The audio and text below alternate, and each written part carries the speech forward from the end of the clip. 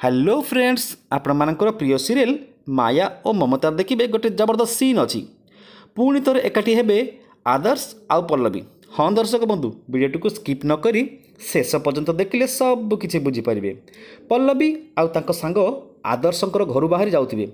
आदर्श आसी पल्लवी को अटकाई कहे पल्लवी रुह मु तुमको छाड़देवी। तापरे पल्लवी कहे आमको कौन सी अजना लोक ठारू लिफ्ट दरकार नहीं मुनमुन।